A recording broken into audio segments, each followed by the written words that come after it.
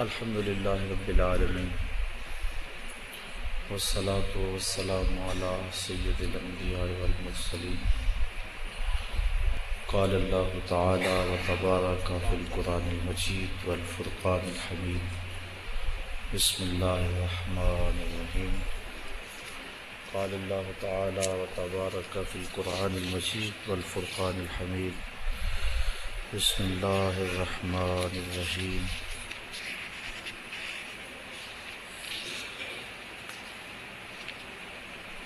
یا ایھا الذین آمنوا اتقوا اللہ ولتنظر نفس ما قدمت لغد واتقوا اللہ ان اللہ خبیر بما تعملون ولا تکونوا کالذین نسوا اللہ فانساهم انفسهم اولئک هم الفاسقون لا یستوی اصحاب النار واصحاب الجنہ اصحاب الجنۃ هم الفائزون صدق اللہ مولانا العظیم وصدق رسولہ النبی الکریم الرؤوف الرحیم اللہم نور قلوبنا بالقرآن وزین اخلاقنا بالقرآن وادخلنا الجنة بالقرآن ونجنا من النار بالقرآن قال اللہ تعالی وتبارک فی شان حبیبہ مخبرا وآمرا ان اللہ وملائکتہ یصلون علی النبی یا ایھا الذین آمنوا صلوا علیہ وسلموا تسلیما الصلاۃ والسلام علیک یا رسول اللہ وعلی آلک واصحابک یا محبوب رب العالمین الصلاۃ والسلام علی سید الانبیاء والمرسلین وعلى آلک واصحابک یا راحت العاشقین۔ تمام حمد و ثنا، تعریف و توصیف اللہ جل مجدہ الکریم کی ذات پاک کے لیے، جو خالق کائنات بھی ہے اور مالک شاشہات بھی۔ اللہ جل وعلا کی حمد و ثنا کے بعد حضور نبی اکرم، شفیع امم، رسول محتشم، نبی مکرم، اللہ کے پیارے، امت کے سہارے، رب کے محبوب، دانائے غیوب، مالک رقاب امم، فخر عرب و عجم، والی کون و مکان، سیاہ لا مکان، سید انس و جان، سرور لالا رخاں، نیر تاباں، سر نشین مہوشاں، ماہ خوباں، شہنشاہ حسینہ، تتمہ دوراں، سر خیل زہرہ جمالاں، جلوہ صبح ازل، نور ذات لم یزل، باعث تکوین عالم، فخر آدم و بنی آدم، نیر بطحہ، رازدار ما اوہا، شاہد ما طغا، صاحب علم نشرہ، معصوم آمنہ احمد مجتبیٰ، حضرت محمد مصطفیٰ صلی اللہ علیہ وسلم کے حضور ناز میں اپنی عقیدتوں، ارادتوں اور محبتوں کا خراج پیش کرنے کے بعد، انتہائی واجب الاحترام، ذوی الاحتشام برادران اسلام، السلام علیکم ورحمۃ اللہ وبرکاتہ۔ جیسا کہ آپ سب کو معلوم ہے کہ آج کی یہ تقریب جو درس قرآن کے عنوان سے معنون ہو کر منعقد ہے، یہ ہمارے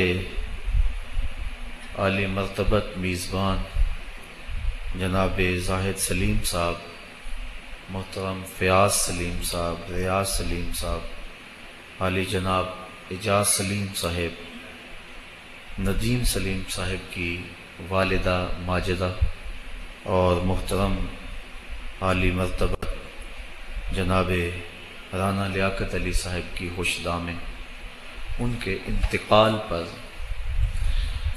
ان کی روح کے صالح ثواب کے لیے ان کے ختم چہلم پہ منعقد ہے۔ اللہ تعالیٰ جل شانہ مرحومہ کو کروٹ کروٹ جنت کی بہاریں نصیب فرمائے۔ مرنے والوں کے لیے ان کے انتقال کے بعد دعاؤں کے سلسلے پسماندگان کی طرف سے جاری رہتے ہیں، اور ہماری ایسی جو تقاریب منعقد ہوتی ہیں ان کے بنیادی مقصد 3 ہوتے ہیں۔ پہلا مقصد دعائے مغفرت، اور جب بندے ہاتھ اٹھا کے اللہ سے دعا مانگتے ہیں اللہ تعالیٰ اٹھے ہوئے ہاتھوں کو خالی نہیں موڑتے۔ حدیث شریف کے پرنور الفاظ ہیں، ان ربکم حیی کریم یستحیی من عبدہ اذا رفع یدیہ ان یردہما صفرا۔ تمہارا رب حیا کرنے والا، کرم فرمانے والا، زندہ اور کریم ہے۔ جب بندے اس کے سامنے ہاتھ پھیلا کے دعا مانگتے ہیں اللہ تعالیٰ فرماتا ہے مجھے شرم آتی ہے ان کے اٹھے ہوئے ہاتھ خالی کیسے موڑ دوں۔ جب انہوں نے توقع ہی میرے سے رکھی ہے تو اگر میں بھی نہیں دوں گا تو کون دے گا۔ ایک شخص مسجد نبوی کے کونے میں بیٹھ کے دعا مانگ رہا تھا، اور انداز دعا یہ تھا کہ اے اللہ میں تجھ سے اس لیے مانگ رہا ہوں کہ تو میرا اللہ ہے، تیرے علاوہ کوئی اور ہے بھی تو نہیں جس کی چوکھٹ پہ جاؤں۔ آقا کریم نے ایک صحابی کو فرمایا وہ جو کونے میں دعا مانگ رہا ہے اسے جا کے بشارت دے دو کہ اللہ نے تمہاری دعا کو قبول فرما لیا۔ تو جب بندے اس سے دعا مانگے تو وہ بندے کے اٹھے ہوئے ہاتھ خالی نہیں موڑتا۔ مرنے کے بعد اولاد کے ذمے جو والدین کے حقوق ہیں وہ ختم نہیں ہو جاتے، بلکہ حدیث میں آتا ہے 4 حق ایسے ہیں جو مرنے کے بعد بھی اولاد کے ذمے باقی رہتے ہیں۔ اس میں ایک نماز جنازہ، تجہیز و تکفین اور تدفین اس کے اندر شامل ہے۔ دوسرا حق استغفار، ان کے لیے بخشش اور مغفرت کی دعائیں مانگتے رہنا۔ تیسرا حق انجاز الوعد، انہوں نے زندگی میں جو وعدے کیے ہوئے تھے ان کو پورا کرنا۔ اور چوتھا حق باپ ہے تو اس کے دوستوں کے ساتھ، ماں ہے تو اس کی سہیلیوں کے ساتھ، باپ کے بھائیوں کے ساتھ، بہنوں کے ساتھ، ماں کے رشتہ داروں کے ساتھ حسن سلوک کرنا۔ یہ 4 حق ایسے ہیں جو مرنے کے بعد بھی اولاد کے ذمے باقی رہتے ہیں۔ اب جب جنازے کے لیے لوگ کھڑے ہوتے ہیں تو کتنے لوگ ایسے ہوتے ہیں کہ جو نماز جنازہ کے طریقے سے، نماز جنازہ کی دعاؤں سے بھی آشنائی نہیں رکھتے، اور وہ صرف رسم اور دکھاوے کے لیے پیچھے صفوں میں کھڑے ہوتے ہیں۔ تو جب کبھی ان کے اپنے والدین فوت ہوتے ہیں تو پھر انہیں اچانک راتوں رات جنازہ کی دعا آ تو نہیں جاتی، پھر وہ یہ زیادتی اپنے ماں باپ کے ساتھ بھی کرتے ہیں کہ وہ اپنے ماں باپ کے جنازے میں بھی محض رسم کے طور پہ لوگوں کو دکھانے کے لیے کھڑے ہوتے ہیں۔ تو یہ پہلا حق ہے مرنے کے بعد ماں باپ کا اولاد کے ذمے کہ ان کے لیے نماز جنازہ میں شریک ہوں، اور شرکت کا مفہوم یہ ہے کہ جنازہ کا جو حق ہے اس کو ادا کریں۔ بلکہ نماز جنازہ میں سب سے زیادہ جنازہ پڑھانے کا حقدار جو ہے وہ ولی اقرب ہے، اس کے بعد امام الحی یعنی محلے کا امام اس کے بعد آتا ہے، اس کے بعد پھر شہر کا امام آتا ہے۔ تو نماز جنازہ کے اندر جو ولی اقرب ہے، جو قریبی ہے، اس کو زیادہ حق ہے کہ وہ نماز جنازہ پڑھائے، بیٹا پڑھائے اور باپ پڑھائے بیٹے کا، ماں کا بیٹا پڑھائے، سکا بھائی پڑھائے۔ تو اس لیے جو ولی اقرب ہے اس کو زیادہ حق پہنچتا ہے کہ وہ جنازہ پڑھائے۔ لیکن اگر وہ خود ہی اس پوزیشن میں نہ ہو کہ وہ جنازہ پڑھا سکے، یا اس کو نماز جنازہ آتا نہ ہو اور وہ پڑھ بھی نہ سکے، تو یہ کتنی بدبختی ہے۔ تو یہ پہلا حق ہے اولاد کے ذمے ماں باپ کا کہ ان کے لیے وہ جنازے میں شریک ہوں اور جنازے کے حقوق کو پورا کریں۔ اور دوسرا حق جو میں نے بیان کیا استغفار، ان کے لیے استغفار طلب کریں، کثرت سے اللہ کی بارگاہ سے دعائیں مانگیں۔ اور میرے اور آپ کے آقا و مولا فرماتے ہیں مل میت فی القبر الا کالغریق المتغوث فی البحر ینتظر دعوۃ، ہم جب کسی شخص کو بھی قبر میں دفن کر کے آتے ہیں تو اس کی حالت یہ ہوتی ہے جس طرح کوئی بندہ پانی میں غوطے کھا رہا ہو، پھر وہاں وہ اگر کسی چیز کا انتظار کرتا ہے تو وہ صرف دعاؤں کا انتظار کرتا ہے کہ میرے لیے کسی کے ہاتھ اٹھ جائیں، میرے لیے کوئی دعا کرے، وہ میرا بھائی ہو، وہ میرا دوست ہو، وہ میرا رشتہ دار ہو، وہ میری اولاد ہو۔ تو مرنے کے بعد مرنے والے کو سب سے زیادہ ضرورت دعاؤں کی ہوتی ہے۔ اور ایک دوسری روایت کے لفظ ہیں کہ جب کوئی شخص اس دنیا سے چلا جاتا ہے تو اس کے اعمال کا سلسلہ منقطع ہو جاتا ہے، لیکن 3 عمل اس کے بعد جاری رہتے ہیں، ایک صدقہ جاریہ، دوسرا علم نافع، اور تیسرا وَوَلَدٌ صَالِحٌ يَدْعُو لَهُ، وہ نیک اولاد جو والدین کے لیے دعا مغفرت کی کرتی رہے۔ تو تیسرا حق بر الاصدقاء ہے کہ باپ کے رشتہ داروں اور دوستوں کے ساتھ، ماں کے رشتہ داروں اور سہیلیوں کے ساتھ حسن سلوک کیا جائے تاکہ ان کی قبر میں روح آسودہ ہو۔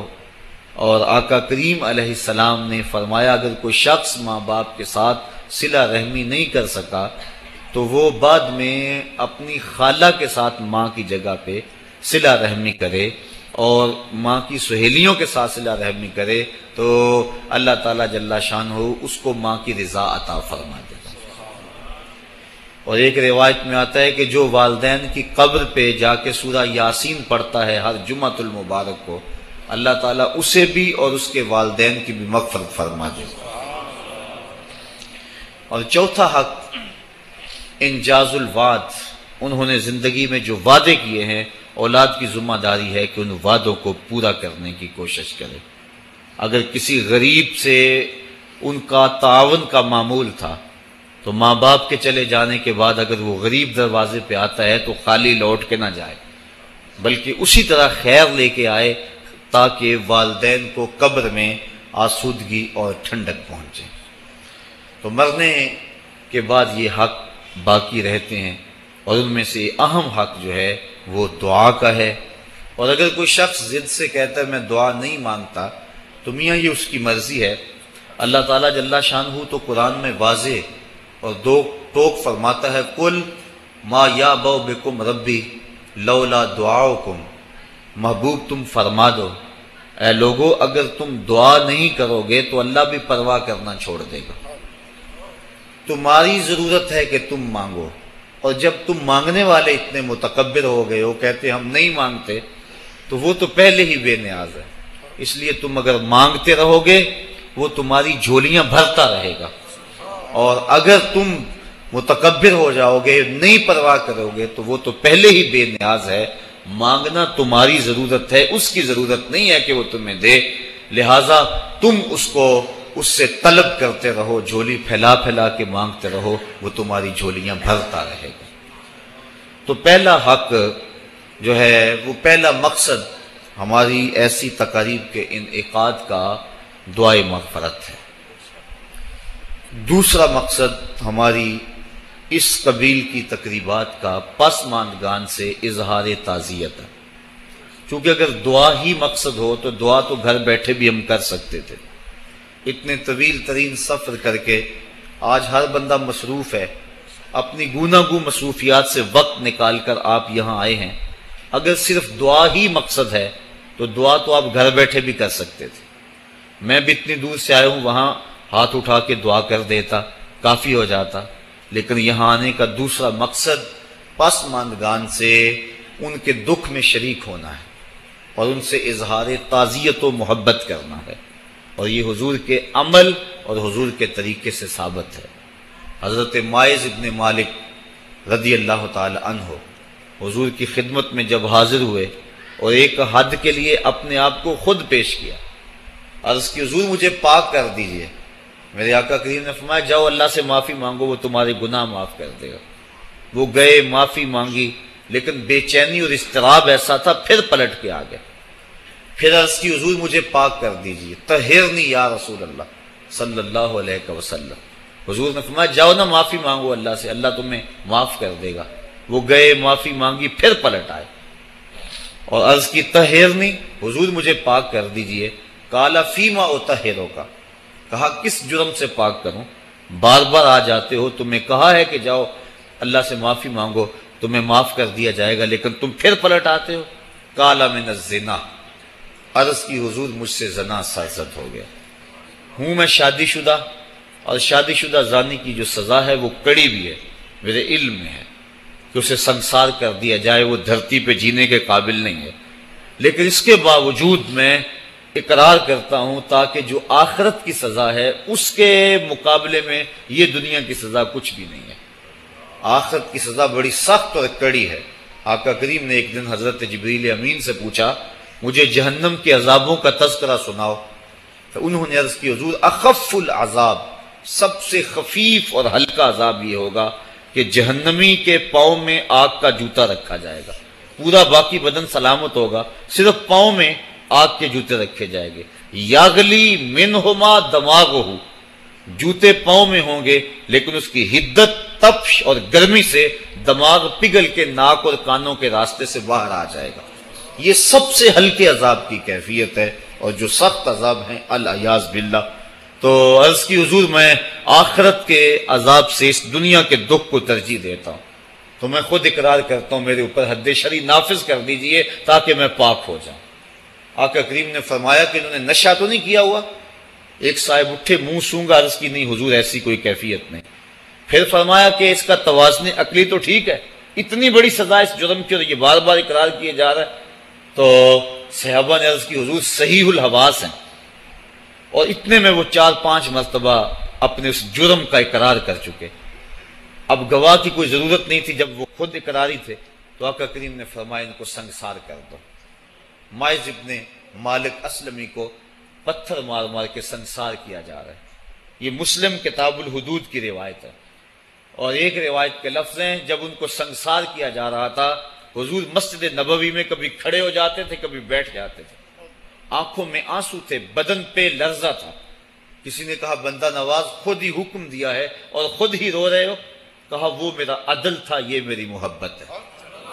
مبتلائے درد ہو کوئی عذب روتی ہے آنکھ، کس قدر ہم درد سارے جسم کی ہوتی ہے آنکھ۔ تو جب ماعز ابن مالک اسلمی کو سنگسار کر دیا گیا تو حضور ان کے جنازے کے لیے خود گئے۔ کسی کی زبان سے نکلا لو ماعز نے زنا کیا تھا، میرے آقا کے چہرے پہ غصے کے آثار ظاہر ہوئے۔ فرمایا خبردار اگر کسی نے میرے ماعز پہ بات کی، اگر اس نے زنا کیا تھا تو میں نے پتھر نہیں مروائے، میرے ماعز نے ایسی سچی توبہ کی ہے اگر روئے زمین کے تمام لوگوں میں اسے تقسیم کر دیا جائے لکفاہم، سب کی مغفرت ہو جائے۔ یعنی اپنے آپ کو خود پیش کیا ہے، اور جب کوئی شخص حد شرعی اپنے اوپر قبول کر لیتا ہے بخوشی تو وہ ایسے ہوتا ہے جس طرح ابھی ماں کے پیٹ سے اس نے جنم لیا ہو۔ تو فرمایا اگر اس کی توبہ تمام روئے زمین کے مسلمانوں میں تقسیم کر دی جائے لکفاہم، تو ان کے لیے کافی ہو جائے۔ اب حضرت ماعز ابن مالک اسلمی تدفین ان کی کر دی گئی۔ ان کی وفات کا دوسرا دن تھا یا ان کی وفات کا تیسرا دن تھا، صحابہ کو شک تھا کہ دوسرا ہے یا تیسرا۔ حضور علیہ السلام راوی شک سے بیان کرتا ہے اور ہمیں شک کا فائدہ مل گیا، تو حضور ان کے ہاں تشریف لے گئے۔ وہم جلوس، جب حضور گئے تو صحابہ بیٹھے ہوئے تھے، اور آقا کریم نے جا کے فرمایا کہ استغفروا لماعز، اپنے بھائی ماعز کے لیے استغفار پڑھو، اس کے لیے بخشش کی دعا کرو۔ اور یہی ہم کرتے ہیں کہ لوگ بیٹھے ہوتے ہیں، ہم جا کہتے ہیں کہ استغفار پڑھو، دعا کرو، فاتحہ پڑھو۔ تو حضور علیہ السلام گئے، صحابہ لفظ ہے وہم جلوس، وہ بیٹھے ہوئے تھے، اور آقا کریم نے فرمایا استغفروا لماعز، ماعز ابن مالک کے لیے مغفرت کی دعا کرو، ان کے لیے ہاتھ اٹھاؤ۔ صحابہ نے حضور کی معیت میں ان کے لیے استغفار کیا اور مغفرت کی دعا کی۔ اب سوال یہ ہے کہ اگر دعا ہی مقصود تھا تو دعا تو مسجد نبوی میں بھی ہو سکتی تھی، حجرہ عائشہ میں بھی ہو سکتی تھی، ستون تہجد کے پاس بھی ہو سکتی تھی۔ دعا نماز جنازہ خود دعا ہے، پھر میرے آقا فرما چکے ہیں اس کی توبہ تو اوروں میں بانٹی جائے تو ان کی بھی مغفرت ہو جائے۔ پھر حضور ان کے ہاں کیوں گئے؟ اس لیے کہ ان کے پسماندگان سے تعزیت کرنی تھی، اور جن کے گھر حضور گئے ہوں گے کوئی دکھ رہا ہوگا۔ وہ کیا کسی نے کہا تھا کہ یہ الگ بات ہے کہ تم آئے ہو تو کوئی نہیں، یہ الگ بات ہے کہ تم آئے ہو تو کوئی نہیں، ورنہ درد تو یہاں ہزار رہتے ہیں۔ تو جس گھر میں حضور چلے گئے ہوں گے وہاں کوئی دکھ تو نہیں رہا ہوگا، وہاں تو سکھوں کے سویرے ہو گئے ہوں گے۔ انہیں تو خوشی ہوگی کہ آج آقا کے قدم ہمارے گھر آئے ہیں۔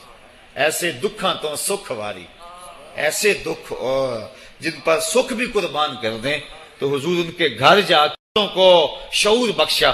کس نے تجھے چلنا سکھایا؟ کس نے تجھے بولنا سکھایا؟ کس نے تیری چھاتی میں زور رکھا؟ آج تو کڑیل جوان ہے، آج دولت کے انبار تیرے پاس ہیں، آج تو چودھری ہے، آج تو خان صاحب ہے، آج تو بہت بڑا عالم ہے، آج تو مفتی ہے، آج تو پیر ہے، آج تو منسٹر ہے، آج تو ناظم ہے، آج دنیا تیری باج گزار ہے۔ آج تیرے دماغ میں وہ قوت رکھ دی گئی کہ دنیا کو تو انگلیوں پہ نچا رہا ہے۔ ذرا پلٹ کے دیکھنا پیچھے، ذرا پیچھے لوٹ کے تو دیکھ، تو چار پائی کے سہارے بھی چلنا نہیں جانتا تھا، پھر تجھے چار پائی سے چلنا سکھایا، پھر تو نے چلنا، اور چلتا تھا دو قدم تو گر پڑتا تھا۔ ذرا ماضی کی طرف پلٹ کے دیکھ، اور تو بھول گیا رب کو جس نے تجھے اتنا کچھ دیا۔ چل ماضی کی طرف پلٹ کے نہیں دیکھنا، مستقبل کی طرف ہی جھانک کے دیکھ لے۔ ایک وقت پھر دوبارہ تیرے اوپر ایسا آئے گا، پھر تیری بولتی بند ہو جائے گی، پھر تیرا چلنا بند ہو جائے گا۔ چار پائی سے لگ گیا، مورے میں تکلیف ہو گئی، تو فالج زدہ ہو گیا۔ سارے گھر والے 4 دن تو بڑی خدمت میں لگے رہے، لیکن انہیں اپنے کام بھی تو کرنے تھے۔ پھر آہستہ آہستہ تجھے اگنور کرنا شروع کر دیا، تو بھی اس بات کو سمجھنے لگا۔ پھر وہ وقت بھی آیا کہ تیری چار پائی کو اندر سے اٹھا کے برآمدے میں رکھ دیا کہ بابا کھانستا ہے، بچے ڈسٹرب ہوتے ہیں، جراثیم پھیلتے ہیں۔ اب نوکر تجھے روٹی دینے لگا۔ شام کو بیٹا آتا ہے، 2 لمحے کھڑا ہوتا ہے، پھر اپنے بیڈ روم میں چلا جاتا ہے، تو اس کی صورت کو ترستا رہتا ہے۔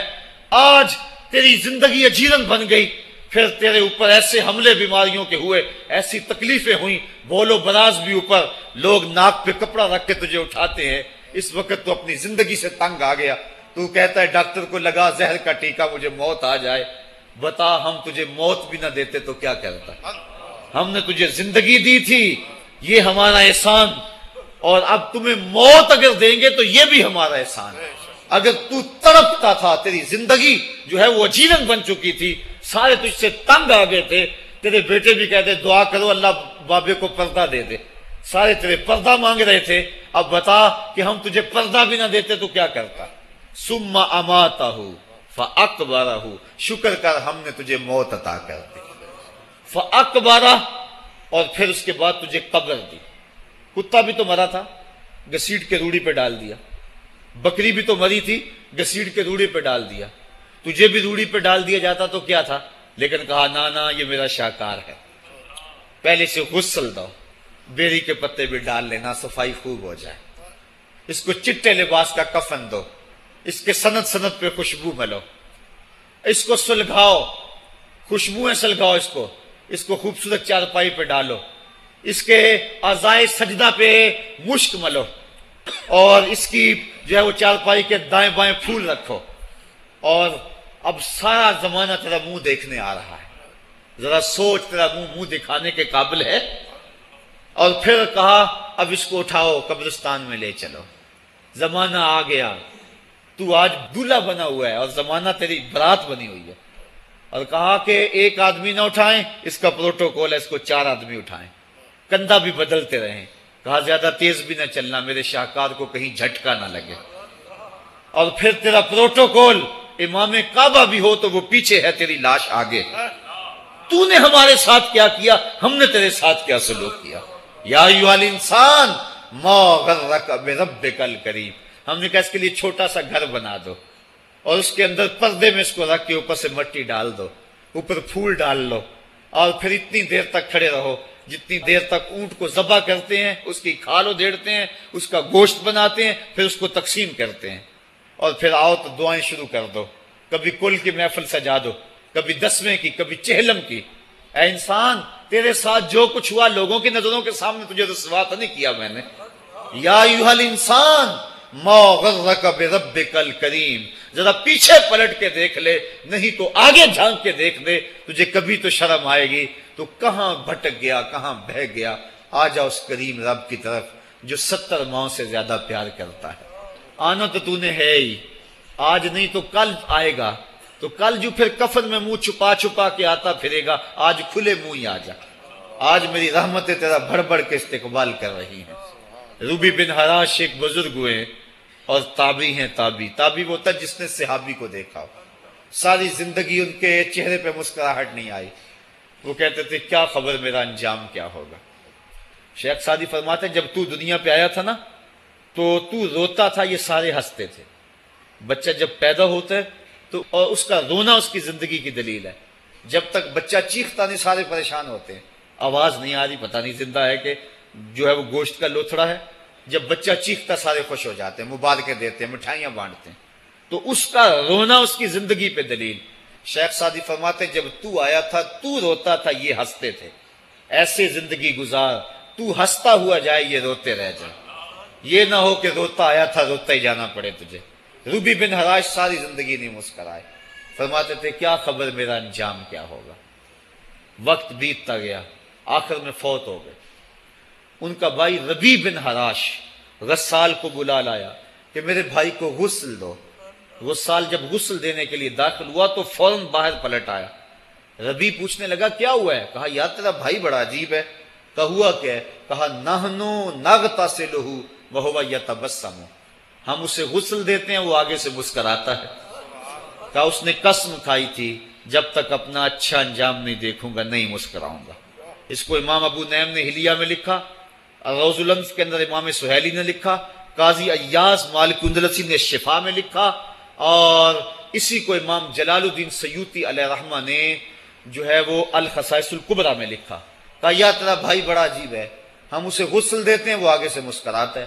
تو اس نے قسم کھائی تھی جب تک اچھا انجام نہیں دیکھوں گا نہیں مسکراؤں گا۔ آج اس نے اپنا اچھا انجام دیکھ لیا تبھی تو مسکرا رہا ہے۔ 12 لوگوں کے 2 گروہ بن گئے۔ ایک کہنے لگے کہ یار یہ ویسے گڑی ہوئی بات ہے، بھلا کوئی بندہ مرنے کے بعد بھی مسکرا سکتا ہے؟ ایک گروہ کہتا ہے یار بندہ بڑا اچھا تھا، ہو سکتا ہے کہ مرنے کے بعد مسکرایا ہو، زندگی تو اس نے دکھ سے گزاری لیکن بعد میں تو سکھ ملا ہوگا۔ اتنے میں انہیں غسل دے دیا گیا اور لوگ اکٹھے ہو کے ان کے گھر آ گئے۔ انہیں کفن دے کے پٹڑے پہ ڈال دیا گیا۔ روبی بن حراش نے جب لوگ باتیں کر رہے تھے، کوئی کہہ رہا تھا صحیح ہے، کوئی کہتا ہے غلط تھا، تو اس نے کفن سے ہاتھ باہر نکالا اور لوگوں کو کہا السلام علیکم۔ لوگوں نے کہا وعلیکم السلام، اتتکلم بعد الموت، عجیب بات ہے مرنے کے بعد باتیں کر رہے ہو۔ قال نعم اتکلم بعد الموت، کہا ہاں ہاں میں مرنے کے بعد ہی باتیں کر رہا۔ عرش فرش تے بانگا ملیاں تے مکے پہ گیا شور، بلے شاہ سا مرنا نہیں تے گور پیا کوئی ہور۔ فَلَنُحْيِيَنَّهُ حَيَاتًا طَيِّبَةً، ان کو حیات طیبہ بخش دی جاتی ہے جو اللہ کے نام پہ اپنی زندگی گزار دیتے ہیں۔ میرا رب کہتا ہے کہ میں ان کو مرنے نہیں دیتا، ان کو ستھری اور پاکیزہ زندگی دیتا ہوں۔ اور اقبال کہتا ہے فطرت ہستی شہید آرزو رہتی نہ ہو، خوب تر پیکر کی اس کو جستجو رہتی نہ ہو۔ موت کو سمجھا ہے غافل اختتام زندگی، یہ ہے شام زندگی صبح دوام زندگی۔ تو کہا ہاں ہاں مرنے کے بعد باتیں کر رہا ہوں۔ لوگوں نے کہا بتا پھر تیرے رب نے تیرے ساتھ سلوک کیا کیا؟ تو ربی جو فوت ہو چکا ہے کہتا ہے استقبلنی ربی غیر غضبان واستقبلنی بروح و ریحان۔ کیا پوچھتے ہو، اس کے قدرت والے چہرے پہ کوئی غصہ نہیں تھا، اس نے روح و ریحان کے پھولوں کے ہار میرے گلے میں ڈالے۔ لوگوں نے باتیں پوچھنا شروع کر دی، موقع مل گیا ایک مردہ بول پڑا، کوئی ادھر کی پوچھ رہا ہے کوئی ادھر کی پوچھ رہا ہے۔ امام ابو نعیم لکھتے ہیں کہ جب لوگوں نے سلسلہ کلام طویل کر دیا تو روبی بن حراش نے کہا اجلوا بی ولا تؤخروا بی لان ابا القاسم ينتظر علی الصلاۃ، دیر نہ کرو مجھے جلدی جلدی قبرستان میں لے جاؤ، تم مجھے باتوں میں لگا رہے ہو، امام الانبیاء میرے جنازے کا انتظار فرما رہے ہیں۔ لوگوں نے جنازہ پڑھا اور اپنے گھروں میں آنے کی بجائے سیدھا ام المومنین حضرت عائشہ صدیقہ رضی اللہ تعالی عنہا کی چوکھٹ پہ چلے گئے اور جا کے سارا ماجرا کہا. وہ ابھی باقاعدہ حیات تھیں. کہا ایک آدمی نے مرنے کے بعد یوں باتیں کی ہیں, آپ اپنی رائے بتائیں کہ یہ کیا ہو سکتا ہے. تو ام المومنین رضی اللہ تعالی عنہا نے فرمایا تم کیوں پریشان ہو گئے ہو؟ میرے سرتاج آقا فرما گئے ہیں کانا رجل من امتی یتکلم بعد الموت. میری امت میں ایسے مرد بھی ہوں گے جو مرنے کے بعد باتیں کیا کریں گے. تو وہ لوگ جنہوں نے اپنی زندگی اللہ کے نام لگا دی اور اس کے ذکر کے نام لگا دی, وہ مرنے کے بعد بھی ابدی اور سرمدی زندگی پاتے ہیں. اور جو لوگ اللہ سے بے بہرہ ہیں, اس کی خشیت سے جن کا سینہ خالی ہے اور دین کا چراغاں جن کے سینے میں نہیں ہے, وہ چلتے پھرتے بھی مردہ ہیں. ان کے سینے میں دھڑکتا ہوا دل تو ہے لیکن تمانیت کا نور اس میں نہیں رکھتے ہیں. وہ دھرتی کے اوپر چلتے تو ہیں لیکن دھرتی کا بوجھ ہیں. لیکن یہ لوگ وہ دھرتی کی چھاتی میں ہیں لیکن دھرتی کا وقار ہے. ان کی قبروں سے بھی زندگی پھوٹ رہی ہے اور ضیائیں پھوٹ رہی ہیں. میں جب بھی کبھی لاہور گیا ہوں تو ایک منظر مجھے اپنی طرف کھینچتا ہے. جب میں دریائے راوی کے اس پار ہوتا ہوں تو میں ایک قبر دیکھتا ہوں جس پہ حسرتیں برس رہی ہیں. وہ بر صغیر کا مطلق العنان حکمران, جس کی کے اشارہ ابرو سے ہندوستان کی تقدیر بدلتی تھی, آج چند تاش کھیلنے والی ٹولیاں اس کی قبر پہ بیٹھی ہیں. اس کی محبوب بیوی جو بادشاہ کے پیچھے بیٹھتی تھی اور پردہ پیچھے لٹک رہا ہوتا, بادشاہ کا کوئی فیصلہ اسے ناگوار ہوتا, پیچھے سے وہ کمر ٹھونکتی, بادشاہ فیصلے بدل لیتا. جس کے اشارہ ابرو سے ہندوستان کی تقدیر کے فیصلے تبدیل ہوتے تھے, اس کی قبر بھی ساتھ ہی اندھیرے میں ہے. اور اس کی بیٹی کی قبر کے اوپر زیب النساء کے مقبرے پہ لکھا ہے بر مزار ماں غریباں, نہ چراغے نہ گلے, نہ پرے پروانہ سوزد, نہ صدائے بلبلے. ہم غریبوں کی قبر پہ کون چراغ جلانے آئے گا, کون پھول ڈالنے آئے گا؟ نہ کوئی بلبل گیت گانے آئے گی اور نہ کوئی پروانہ پر جلانے آئے گا. یہ وہ جو مطلق العنان تھے, یہ ان کی قبر کی کہانی سنائی. اور جب میں دریائے راوی کا کنارہ پار کرتا ہوں تو ایک لوح مزار وہ بھی ہے جہاں جلی حروف میں لکھا ہے گنج بخشے فیض عالم, مظہر نور خدا, ناکساں را پیر کامل, کامراں را رہنما. جب زندگی ایک طرح کی نہیں ہوتی تو پھر موت بھی ایک طرح کی نہیں ہوتی. جب دنیا پہ رہنے والے لوگ ایک طرح سے زندگی نہیں گزارتے تو ان کی برزخ بھی ایک طرح کی نہیں ہوتی. تو یہ ہیں وہ لوگ جن کی قبروں پہ آج بھی چراغاں ہیں, جن کے نام کا آج بھی تنتنا ہے. 1000 سال گزر گئے, ان کی نسبی اولاد تو کوئی نہیں ہے, انہوں نے شادی بھی نہیں کی تھی, لیکن اس کے باوجود دن کو چلے جاؤ, کڑکتی دوپہر کو چلے جاؤ, برستی بارش میں چلے جاؤ, لمبی رات کی تنہائی میں چلے جاؤ, موسم کی کسی بھی شدت میں چلے جاؤ, حکومتوں کے بدلتے ہوئے ماحول, مارشل لاؤ کی کیفیتیں, جس دور جس حالت میں مرضی جاؤ, آپ کو وہاں میلہ نظر آئے گا, وہاں ہجوم عاشقہ نظر آئے گا.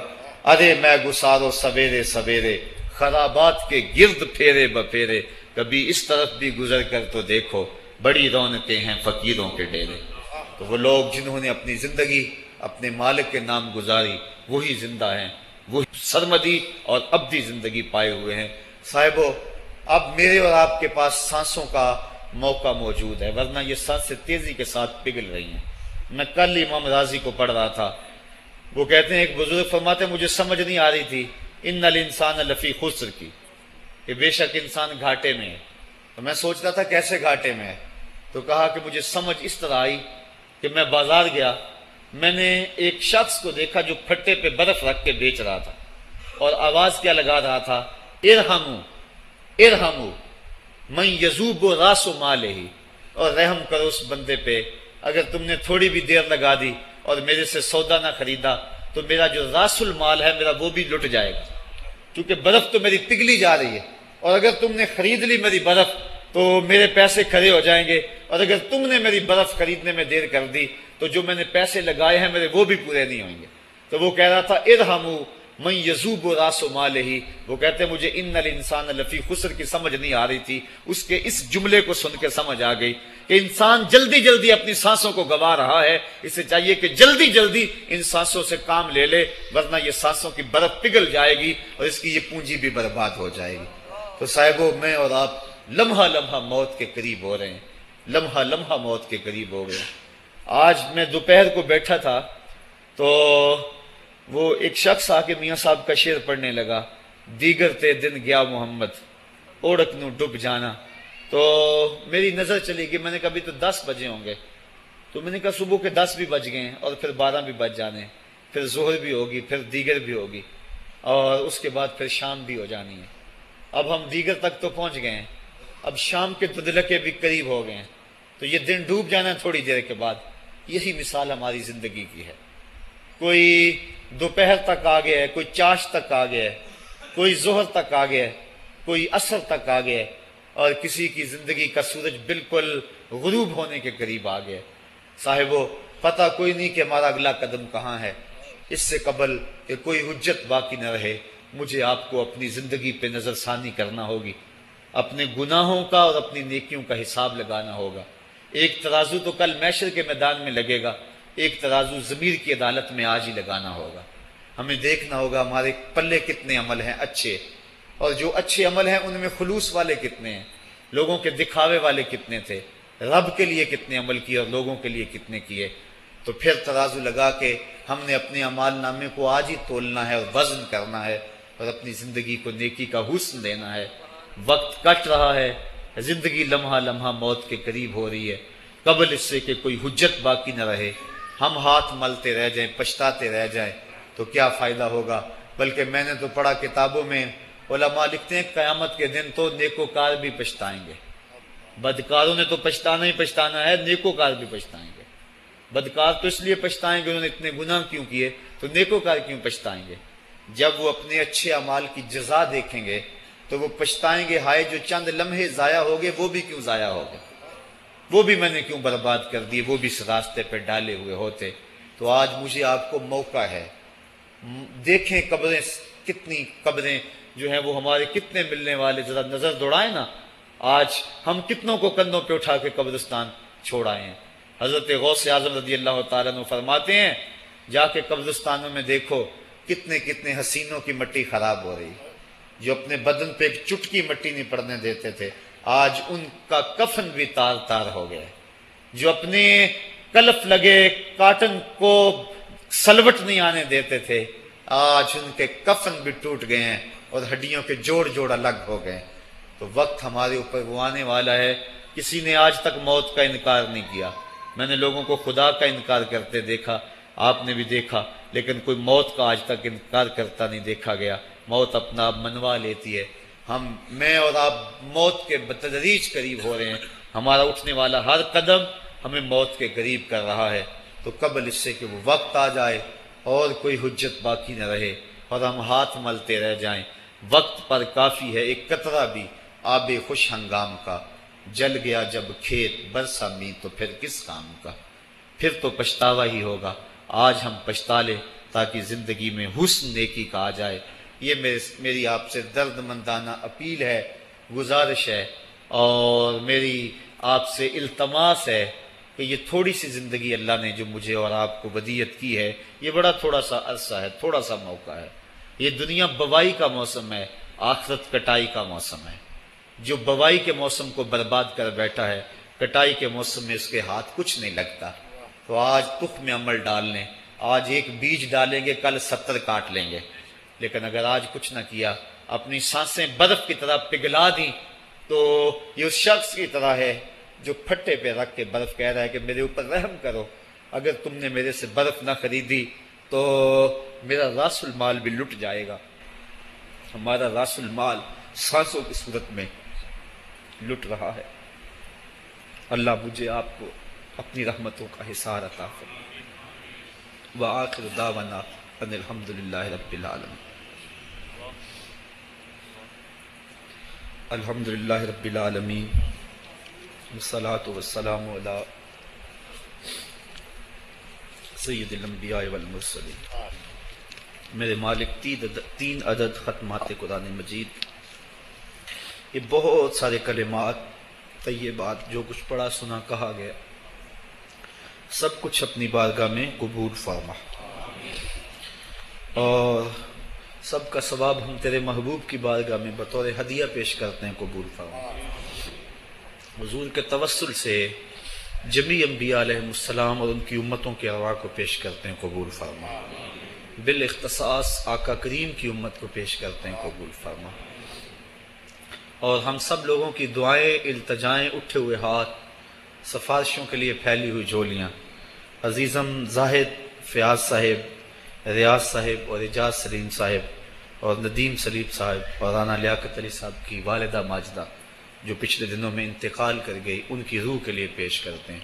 اے اللہ ان کی قبر کو وسیع، کشادہ، منور اور خوشبودار کر دے، ان کو اپنی رحمتوں کا حصار دے دے، ان کی قبر کو نور نور کر دے۔ اے اللہ زندگی میں اگر ان سے کوئی کوتاہی ہو گئی تو اپنے محبوب کی زلف گراگیر کا صدقہ معاف کر دے، اور ان کی زندگی کی ایک ایک نیکی اپنی بارگاہ میں قبول فرما۔ اے اللہ ان کی اولاد کو صبر عطا فرما، اور ہم سب کو مرنے والوں سے عبرت حاصل کر کے اچھی زندگی گزارنے کی توفیق عطا فرما۔ اے اللہ ہمیں اپنی زندگی کو نیکی کا حسن دینے کی توفیق عطا، ایسی زندگی گزاریں جس زندگی پہ تو راضی ہو، تیرا رسول راضی ہو، حضور کی سنت سیرت کا نور عطا کر دے، اپنی یادوں اور اپنی محبتوں کا سرمایہ دے دے، ڈرنے والا دل عطا کر دے، رونے والی آنکھ دے دے، قرآن کے نغمے سننے والے کان دے دے، ہماری زبانوں کو سچائی کا نور دے دے، ہمارے خیالات کو پاکیزگی دے دے، ہمارے ہاتھوں کو اپنے حضور پھیلنا دے دے، ہمارے قدموں کو اپنے راستوں میں اٹھنا دے دے، ہمارا دل اپنی یادوں سے آباد کر دے۔ اے اللہ ہم جئیں تو تیرے لیے، مرے تو تیرے دین کے لیے، اور زندگی کی آخری سانس تک تیرے رسول کے وفادار رہیں۔ وصلی اللہ تعالی علی النبی امین وآلہ وسلم۔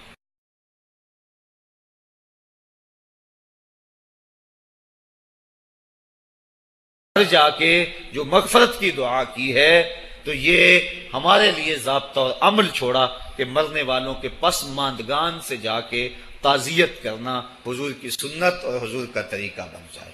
جیسے میں اور آپ اپنے ان عزیزوں کے ہاں آئے ہیں اور ہمارا مقصد ان کی ڈھارس بندھانا ہے، کیونکہ ان کا وہ رشتہ اس دنیا سے چلا گیا جس کا بدل زمانے میں نہیں ہے۔ اللہ تعالیٰ جل شانہ نے ایسا رشتہ ماں کی صورت میں پیدا کیا ہے، جنت کی چھاؤں کا دنیا کے اوپر روپ ہے ماں کی ذات، جنت کی گھنی چھاں ہے ماں کا وجود، اور اللہ نے اپنی رحمتوں کو اگر کوئی صورت دی ہے تو وہ ماں کا روپ ہے، اور ماں کے سینے میں وہ تڑپتی ہوئی ممتا اور محبت کے وہ پگھلتے ہوئے جذبات رکھے گئے ہیں کہ دنیا پر ماں کے پیار کا بدل نہیں ہے۔ میں کہا کرتا ہوں آج کوئی شے بھی خریدنے نکلیں تو آپ وثوق سے نہیں کہہ سکتے یہ خالص ہے، ہر شے 2 نمبر دستیاب ہے، ہر شے میں ملاوٹ ہے، لیکن ایک چیز آج بھی ملاوٹ سے پاک ہے اور وہ ماں کا پیار ہے۔ ماں کی محبت آج بھی کھری ہے اور آج بھی اس میں کوئی ملاوٹ نہیں ہوئی۔ بچہ بوڑھا بھی ہو جائے لیکن ماں کے لیے وہ بچہ ہوتا ہے، ماں کی دعائیں اسی طرح اس کے لیے ہوتی ہیں، اور بچہ آغوش مادر میں آ کر پھر طفل سادہ رہ جاتا ہے۔ یہ ماں کا پیار اور ماں کی محبتیں۔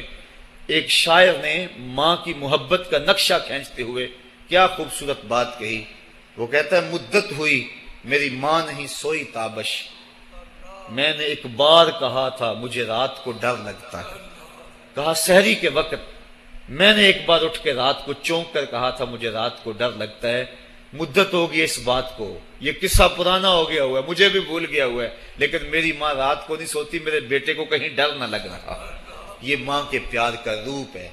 علامہ اقبال جب ان کی والدہ انتقال کر گئیں تو وہ دیار غیر میں تھے، تو اس وقت انہوں نے ایک طویل مرثیہ لکھا اپنی ماں کی یاد میں، جو آج بھی کلیات اقبال اردو مجموعہ میں ہے، جس کا عنوان ہے والدہ مرحومہ کی یاد میں۔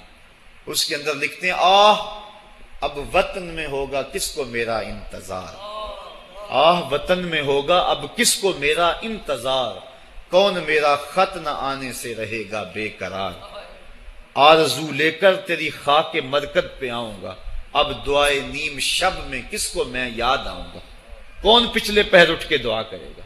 ہر ایک سے کہنا پڑتا نا جناب دعا کرنا، مولوی صاحب سے بھی عرض کرنا پڑتا حضور دعا میں یاد رکھنا، پیر صاحب سے گزارش کرنا پڑتی ہے جناب مجھے دور دور راتوں میں اور چاندنی چاندنی راتوں میں مجھے یاد رکھنا۔ حاجی کو معتمر کو کہنا پڑتا جناب دیار حرم میں جا رہے ہو اور دیار حبیب میں جا رہے ہو، وہاں مجھے دعاؤں میں یاد رکھنا، سین حرم میں بھی اور جالی کے سامنے بھی۔ ہر ایک کو کہنا پڑتا ہے کہ مجھے دعاؤں میں یاد رکھنا۔ کبھی ماں کو بھی کہنا پڑا ہے کہ امی دعاؤں میں یاد رکھنا۔ ماں کے ہاتھ ویسے اٹھے رہتے ہیں، اور جب ماں کے ہاتھ اٹھ جائیں اجابت کے سارے دروازے کھل جاتے ہیں۔ میں نے پڑھا کتب حدیث میں جو دعائیں رد نہیں ہوتی ان میں سے ایک ماں کی دعا ہے۔ جب ماں ہاتھ اٹھا دے تو جنت کے سارے دروازے کھل جاتے ہیں، اور یہ لازمی نہیں ہے کہ ماں رابعہ بصریہ ہو تو پھر ہی اس کی دعا قبول ہوتی ہے۔ اپلے تھاپتی ہوئی ماں اور لیپا پوتی کرتی ہوئی ماں جو ہے وہ مٹی سے بھرے ہوئے ہاتھ اٹھا دے تو اللہ ان ہاتھوں کو بھی خالی نہیں موڑتا۔ ماں جب بولتی ہے تو اس کے لہجے میں جبریل بولتا ہے۔ ماں جب مسکراتی ہے لگتا ہے جنت کی ساری کلیاں کھل اٹھی ہیں۔ ماں کے چہرے کی رونق اور ماں کے چہرے کی جو ہے وہ خوشی بیٹے کے دل کو حقیقی قرار اور حقیقی تسکین دیتی ہے۔ جو ٹھنڈ ماں کے ساتھ نصیب ہوتی ہے وہ کائنات میں کسی اور جگہ پہ نہیں ہے۔ جو گھنا سایہ ماں کے دامن میں ہے وہ کسی اور جگہ میسر نہیں ہو سکتا ہے۔ وہ کیا کہا تھا کسی نے کہ 5 سٹار ہوٹلوں میں کھانا کھانے میں وہ لذت کہاں جو چولہے پر بیٹھ کے ماں کے ہاتھوں سے پکی ہوئی چپاتیاں کھانے میں آتا ہے۔ عالی جناب حضرت صاحب کیا کیا اسٹیٹ سیکرٹری نام لیتے ہیں، لیکن وہ لطف کہاں جو ماں اوئے ببلو اوئے پپو اور اوئے مٹھو کہہ کے پکارتی ہے۔ جو مٹھاس ان لفظوں کے اندر ہے وہ بڑے اور بھاری اور بھرکم الفاظ اور خطابات کے اندر کہاں ہے۔ اونچی کرسی پہ بیٹھنے کا وہ لطف نہیں ہے جو ماں کے قدموں میں بیٹھنے کا ہے۔ اللہ نے ماں کے روپ کے اندر ایک محبت اور ایک الفتوں کا ایک ایسا دریا دیا ہے کہ جس کے اندر انسان جب جاتا ہے تو اس کے دکھوں کے سارے میل دھل جاتے ہیں اور وہ بالکل آسودہ ہو جاتا ہے۔ یہ ماں کا روپ ہے، یہ ماں کا پیار ہے۔ تو ماں کا بچھڑ جانا، اس دنیا سے چلے جانا، یہ ایسے ہی ہوتا ہے جس طرح کوئی بندہ گھنے سائے میں کھڑا ہو تو اچانک اس کو دھوپ میں کھڑا کر دیا جائے، پھر اسے پتا چلتا ہے کہ کتنا گھنا سایہ تھا۔ جس طرح درخت ساری دھوپ اپنے اوپر سہتا ہے اور جو اپنے نیچے کھڑا ہو اس کو ٹھنڈک دیتا ہے، اسی طرح ماں باپ سارے دکھ اپنے اوپر سہتے ہیں لیکن اپنی اولاد کو ٹھنڈک پہنچاتے ہیں۔ ماں باپ کے اس دنیا سے چلے جانے کے بعد پتا چلتا ہے کہ میں کتنی گھنی چھاؤں سے کس کڑاکے دار دھوپ میں آ گیا ہوں، اور میری زندگی کے اندر کتنے دکھوں کا زہر گل رہا ہے۔ جو زہر پہلے ماں ہمارے قریب نہیں آنے دیتی تھی، جو باپ ہمارے قریب نہیں آنے دیتا تھا، وہ اپنی باہوں میں اور اپنے سینے میں ان غموں اور دکھوں کو سمیٹ لیا کرتے تھے۔ تو ماں باپ کا اس دنیا سے چلے جانا یہ ایک ایسی محرومی ہے۔ میں اور آپ تو حیثیت ہی بلا کیا رکھتے ہیں، میرے اور آپ کے آقا و مولا نے بھی اس رشتے کی کمی کا احساس فرمایا۔ الحاویل الفتاوی کے اندر امام سیوطی نے اس واقعہ کو لکھا۔ ایک دن حضور حجرہ عائشہ سے مسجد نبوی میں آئے، تا حد نظر صحابہ حضور کے انتظار میں بیٹھے ہوئے تھے۔ جو ہی حضور کو دیکھا ادب سے کھڑے ہو گئے۔ وہ وقت بیت گئے جب لوگ پتھر مارتے تھے، اب یہ مدنی دور ہے، حکم ہو گیا ہے کہ میرے نبی کی آواز سے آواز بھی اونچی نہیں کرنی۔ وہ لمحے بیت گئے جب لوگ آوازیں کستے تھے، اب حکم ہو گیا میرے نبی سے مسئلہ بھی پوچھنا ہے، پہلے گھر جاؤ، صدقہ لو، فقیر ڈھونڈو، خیرات کرو، پھر میرے نبی کی چوکھٹ پہ آؤ، تمہیں پتا چلے کتنی اونچی بارگاہ میں جا رہے ہیں۔ تو یہ ادب کے زاویے اور ادب کے قرینے طے کرنا پڑتے ہیں۔ حضور آئے، مسجد میں قدم رکھا، تا حد نظر صحابہ سے ادب سے کھڑے ہو گئے۔ آقا کی آنکھیں چھم چھم برسنے لگیں اور حضور نے روتے روتے فرمایا، لو ادرکت والدیہ او احدہما، کاش آج میرے ماں باپ زندہ ہوتے یا ان میں سے کوئی ایک ہی زندہ ہوتا، وَأَنَا أُصَلِّي صَلَاةَ الْعِشَاءِ، اور میں لوگوں کو نماز عشاء پڑھا رہا ہوتا۔ انسان نے دکھوں کا دور دیکھا ہو، بعد میں اللہ خوشحالیاں دے دے تو انسان اس بات کی ضرور آرزو کرتا ہے کہ میرے ماں باپ نے میرے دکھوں کا دور دیکھا، کاش آج میرے سر پہ عزتوں کی سجی ہوئی دستار بھی دیکھتے، آج مجھے وقار کی مسند پہ بیٹھا ہوا بھی دیکھتے، آج میرے گھر میں بچوں کا کھیلنا بھی دیکھتے، آج میرے آنگن کی بہار بھی دیکھتے، آج دولت کی ریل پیل بھی دیکھتے، آج عزتوں کا ظرف جو مجھے نصیب ہوا ہے وہ بھی ماں باپ ملاحظہ کرتے، آج میرے وقار اور میرے عہدہ و منصب کو بھی دیکھتے، معاشرے میں میرے مرتبہ و مقام کو بھی دیکھتے تو کتنے خوش ہوتے۔ جب اللہ کسی کو دولت دیتا ہے، عزت دیتا ہے، شہرت دیتا ہے تو جلنے والوں کی ایک طویل فہرست ہوتی ہے اور پیار کرنے والے بڑے تھوڑے ہوتے ہیں، لیکن ماں باپ بے لوث محبت کرنے والے ہوتے ہیں۔ تو انسان جب کسی ایسے مرحلے پہ پہنچتا ہے تو وہ ضرور یہ آرزو کرتا ہے کاش آج میرے ماں باپ ہوتے تو وہ دیکھتے تو کتنا خوش ہوتے، ان کی آنکھیں کتنی ٹھنڈی ہوتی، ان کے دل کو کتنی تسکین پہنچتی مجھے اس مرتبے پہ پہنچا ہوا دیکھ کر۔ ظاہر ہے جب حضور پیدا ہوئے تو باپ کا سایہ سر پہ نہیں تھا، 6 سال کی عمر تھی، حضور اپنی ماں کے ساتھ مدینہ شریف گئے ہوئے تھے، واپسی پر ابوا کی ریت کے ٹیلے ہیں، سیدہ آمنہ کو سخت بخار ہو گیا اور انہوں نے سمجھا کہ یہ میرا بخار اب جان لیوا ثابت ہوگا۔ انہوں نے ام ایمن کو بلایا اور کہا میرے اس بیٹے کو بحفاظت امیر قریش عبد المطلب تک پہنچا دینا۔ پھر حضور کو سامنے بٹھایا، سر پہ ہاتھ رکھا۔ جب سیدہ آمنہ نے اپنے بیٹے کے سر پہ ہاتھ رکھا، بیوہ ماں کا ہاتھ جب اپنے یتیم بچے کے سر پہ آیا تو ابوا کی ریت کے ذرے بھی رونے لگے۔ سیدہ آمنہ کچھ کہنا چاہتی تھی لیکن ضبط کے بندھن ٹوٹ گئے، آنکھوں سے سیلاب اشک جاری ہو گیا، تو جو کہنا چاہ رہی تھی اس میں چند جملے ادا کیے جو ابن حشام نے محفوظ کیے۔ سیدہ آمنہ نے کہا بیٹا ہر نئی چیز نے پرانی ہو جانا ہے، ہر باقی نے فنا ہو جانا ہے، میں بھی جا رہی ہوں، وَذِكْرَ بَاقٍ وَوَلَدْتُ طُهْرًا، لیکن میرا ذکر نہیں مٹے گا، میں تیرے جیسا ستھرا بیٹا چھوڑ کے جا رہی ہوں۔ جن ماؤں کے بیٹے اتنے اچھے ہوں ان ماؤں کا ذکر نہیں مٹا کرتا۔ یہ آخری لفظ تھے سیدہ آمنہ کے، اس کے بعد ان کا انتقال ہو گیا۔ حضور اپنی ماں کے جسد سے لپٹ کر روتے تھے اور کہتے امی آپ آگے بولتی کیوں نہیں ہیں؟ 6 سال کی معصوم عمر، ابوا کی ریت کے ٹیلے، کونین کے سردار کے لیے یہ دکھوں کی کہانیاں۔ اللہ کے محبوب علیہ السلام نے وہیں اپنی ماں کی تدفین کی اور اپنی ماں کی قبر کے اوپر پتھروں کے ٹکڑے رکھے، اور یہاں آج ہو بھی کیا سکتا تھا۔ مدینے میں حضور کی ماں کا انتقال ہوتا، کتنے صحابہ جنازے میں ہوتے، فرشتے جنت سے پھول لے کر آتے حضور کی ماں کی قبر پہ چڑھانے کے لیے۔ یہ ابوا کی ریت ہے، مسافرت، غربت۔ حضور نے مٹی کے اس تودے کے اوپر اپنی ماں کی قبر کے اوپر پتھر کے ٹکڑے رکھے، اور وہ کیا کسی شاعر نے کہا تھا تجھے کن پھولوں سے ہم کفن دیں، تو جدا ہی ایسے موسموں میں ہوا جب درختوں کے ہاتھ پھولوں سے خالی تھے۔ حضور نے اپنی ماں کی تدفین کی اور پھر ام ایمن کے ساتھ بیٹھ کے حضور واپس آ گئے۔ 8 سال کی عمر تھی کہ امیر قریش حضرت عبد المطلب کا بھی انتقال ہو گیا۔ میں نے ابن حشام میں پڑھا ہے کہ جب امیر قریش کا جنازہ اٹھا تو پورا مکہ امڈ آیا جنازے میں، لیکن 8 سال کا ایک بچہ تھا جو دیواروں سے لگ لگ کے روتا تھا، آج اس کا یہ سہارا بھی چلا گیا۔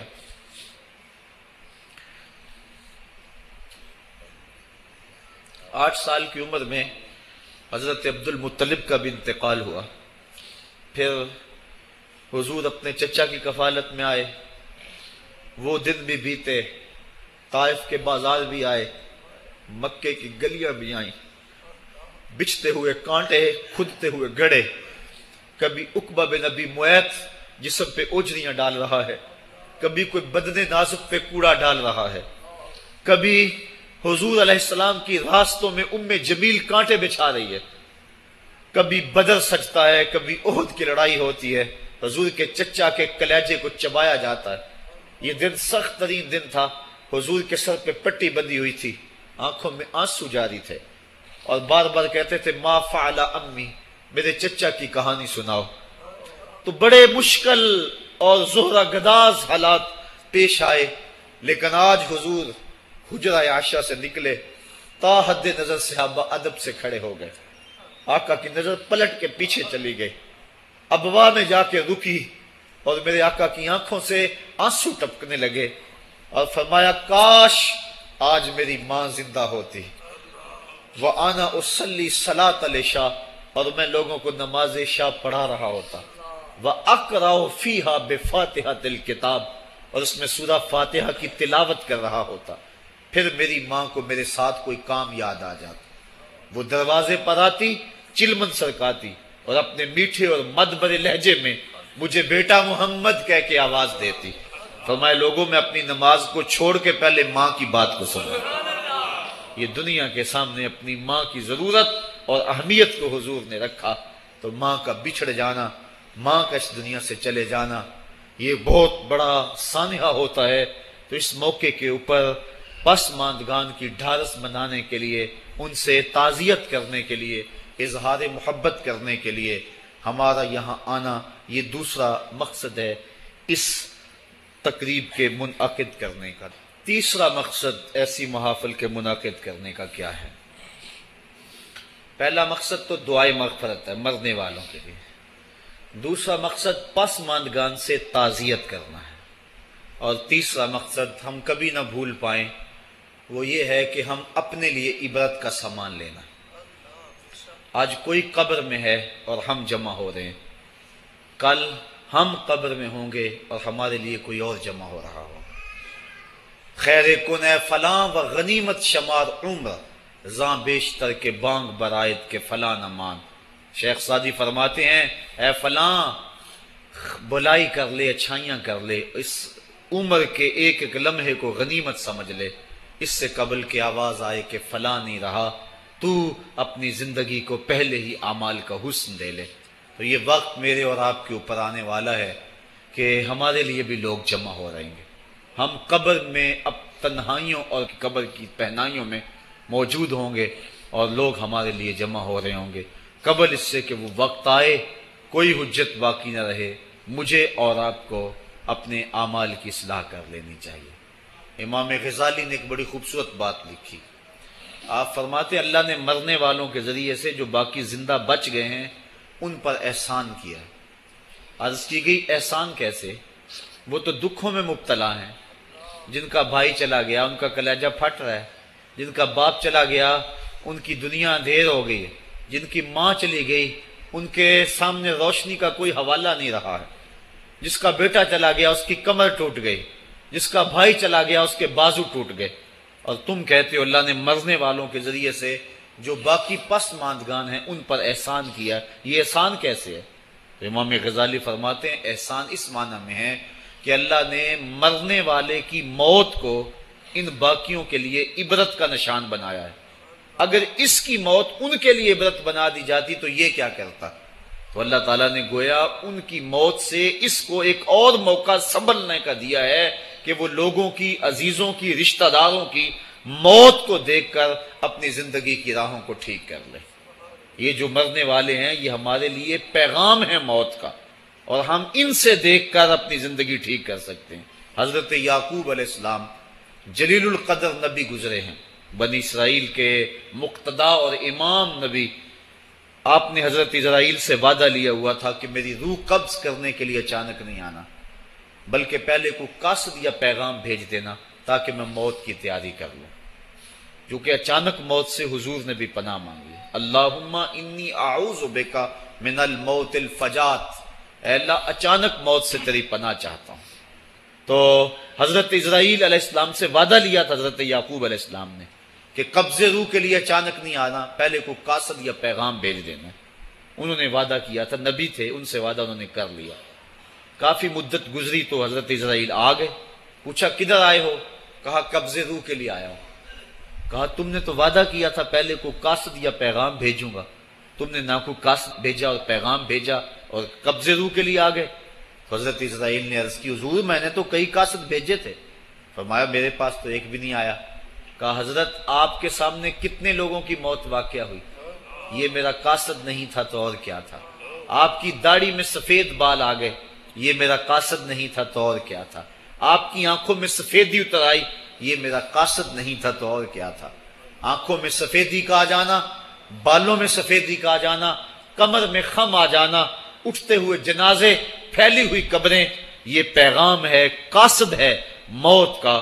حضرت عمر فاروق رضی اللہ تعالیٰ عنہ ایک دن دربار میں بیٹھے ہوئے تھے، ایک شخص آیا اور آپ کو دیکھ کر کہنے لگا یا عمر لا تنسا موتک، عمر اپنی موت کو نہیں بھولنا۔ کب کپا کے رہ گئے، اس کو بلایا، شکریہ ادا کیا، کہا میاں کبھی روز آ جایا کرے نا تو تجھے مہینے کے بعد تنخواہ بھی دیا کروں گا۔ بڑے دربار میں وہ روزانہ آتا ہے. حضرت عمر فاروق کام میں لگے ہیں، وہ کہتا ہے یا عمر لا تنسا موتک، عمر اپنی موت کو نہیں بھولنا. مہینے کے بعد اس کو تنخواہ بھی دیتے ہیں. ایک دن وہ آیا، آپ نے اس کے ہاتھ میں اس کا مشاہرہ دیا، کہا آج کے بعد نہیں آنا. حضرت مجھ سے کوئی گستاخی ہوگی؟ فرمایا نہیں. تذکیر موت کی ضرورت نہیں رہی؟ فرمایا نہیں. کوئی اور بندہ رکھ لیا؟ فرمایا نہیں. تو کہا پھر حضور مجھے بتائیں نا مجھے کیوں چھٹی دی جا رہی ہے. تو حضرت عمر فاروق چھم چھم رونے لگے اور داڑھی پہ ہاتھ رکھا، ایک بال الگ کیا، وہ بال سفید ہو چکا تھا. کہا میاں پہلے تو یاد دلاتا تھا، اب تیرے آنے کی ضرورت نہیں رہی. یہ میرے گھر میں مجھے بتانے والا آ گیا اور یہی مجھے موت نہیں بھولنے دے گا. داڑھی میں سفید بال آ گیا. کہا میاں اب تیرے آنے کی ضرورت نہیں ہے، ہماری تو پوری داڑھی بھی سفید ہو جائے. وہ کیا کہا تھا میاں محمد بخش عارف رومی کشمیر نے خوب کہا تھا، ہڈیاں کمبن گوڈے کھڑکن تے اڑ گیا لک تیرا، اجے بھی بدیوں باز نہ آئیں جیو مرد دلیرا. یا ایھا الانسان ما غرک بربک الکریم، اے انسان تجھے کریم رب کے دروازے سے کس نے دور ہٹا دیا. الذی خلقک فسواک فعدلک فی ای صورت ما شاء رکبک، جس نے تجھے پیدا کیا، تیرے اعضاء کو توازن دیا، تجھے حسن اور جوانی بخشی، تجھے چلنے کا سلیقہ دیا، تجھے بولنے کا طریقہ دیا، تجھے سوچنے کے لیے دماغ دیا، تجھے سماعتوں کے پردے دیے. آج شیروں کو تو نچا لیتا ہے، ہاتھیوں کو تو بٹھا لیتا ہے. اے انسان ذرا غور تو کر، اس رب کا شکر کر. کیوں بھول گیا اس رب کو جس نے تجھے پیدا کیا؟ اگر تجھے پیدا ہی نہ کرتا تو کیا کرتا؟ پھر پیدا کر کے چھوڑ دیتا تجھے. اگلا تیری ذمہ داری اپنے ذمہ کرم پہ نہ لیتا تو بچا تجھے گرمی کی سختی سے کون بچاتا؟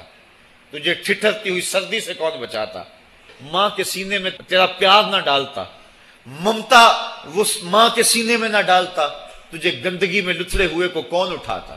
لیکن اس نے پیار ڈالا ماں کے سینے میں، جس نے تجھے پہلے چوما اور پھر اس نے تجھے دھویا. انسان غور تو کر، ما غرک بربک الکریم، اس رب کو بھول گیا ہے الذی خلقک، جس نے تجھے پیدا کیا. ماں نے بیٹے کو پیدا نہیں کیا، جنم دیا ہے. لیکن اتنے احسان ہیں کہ ساری زندگی بھی انسان ماں باپ کا حق نہیں ادا کر سکتا. جس ماں نے جنم دیا ہے اس کے حق نہیں ادا ہو سکتے، تو جس رب نے تخلیق کیا ہے اس کے حق کیسے ادا ہوں گے؟ اس لیے کہ انسان ذرا غور تو کر، اس نے تجھے پیدا کیا تو بھول گیا اس رب کو. اپنے ذرا ماضی کو دیکھ کہ تو کہاں سے کہاں پہنچا. تیری زبان میں، تیرے منہ میں زبان کا لوتھڑا تھا، بولنے کا سلیقہ نہیں تھا. کس نے اس کو لفظوں کی حرمت سے آشنا کیا؟ تیرے کانوں میں پردے تھے لیکن سمجھنے کا طریقہ نہیں تھا. لیکن کس نے تیری سماعتوں کو